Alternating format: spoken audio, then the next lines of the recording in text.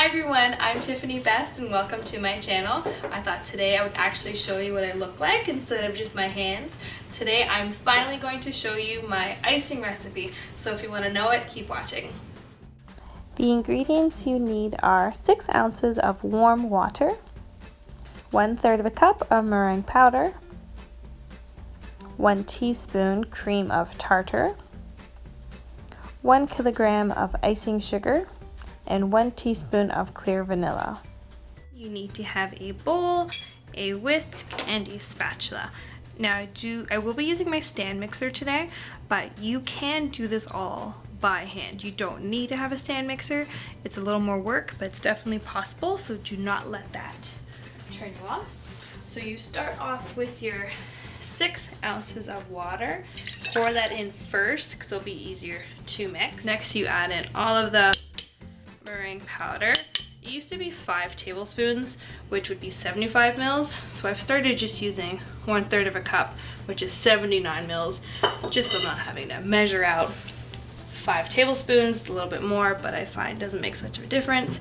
So just plop it all in at once, and then you're going to whisk for 30 seconds.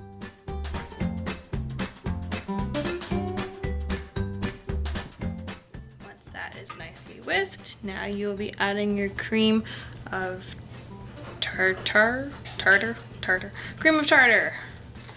Plop that all in at once and whisk again for 30 seconds.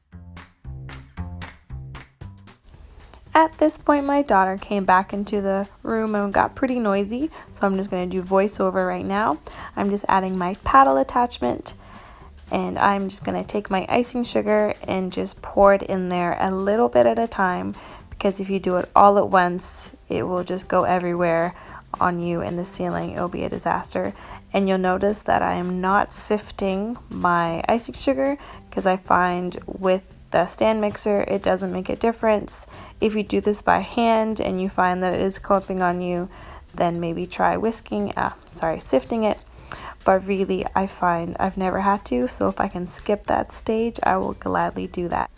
I'm probably adding about half a cup or so at a time, and I will continue to do so until I've added all of the sugar. Halfway through adding the icing, I will add my vanilla, and if I wanted my icing to be brighter white, then I will add Americolor. They have a white brightening, and I can leave that link below, but generally, even though my clear vanilla isn't very clear anymore, I find it still makes a fine white. Now that all of my icing has been added, I'm just going to mix until it is all combined. As you can see, I've just put a little timer down there so you can see how long it takes.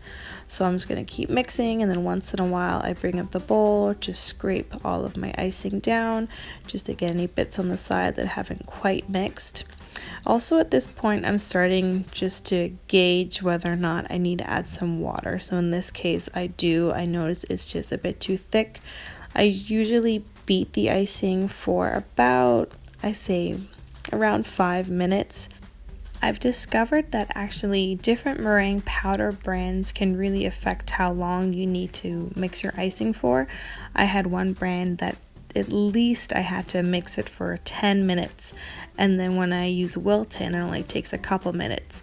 So really you just want to mix until it is fully combined and then worry about consistency later.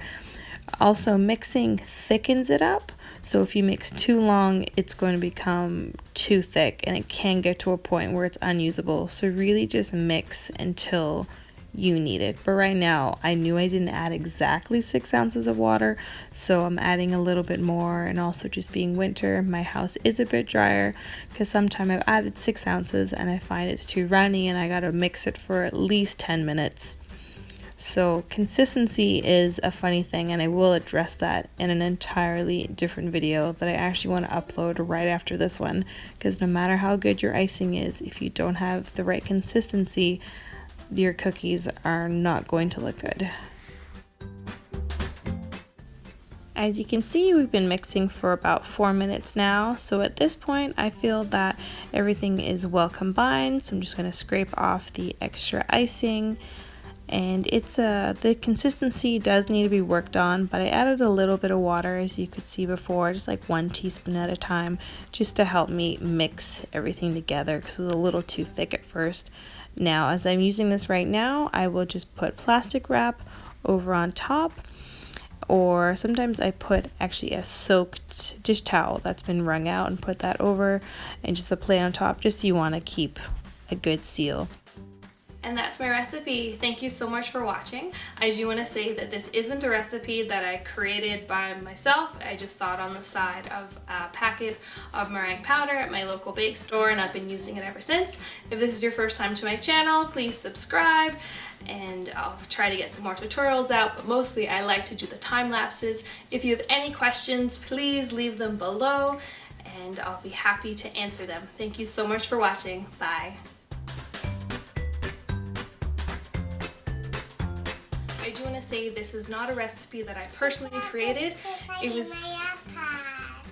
That's right, I am like your iPad. I gotta do it again now though. Okay, ready? Gotta be quiet. Okay, gotta be super quiet. I am like your iPad. Subscribe, yay! You're funny, okay.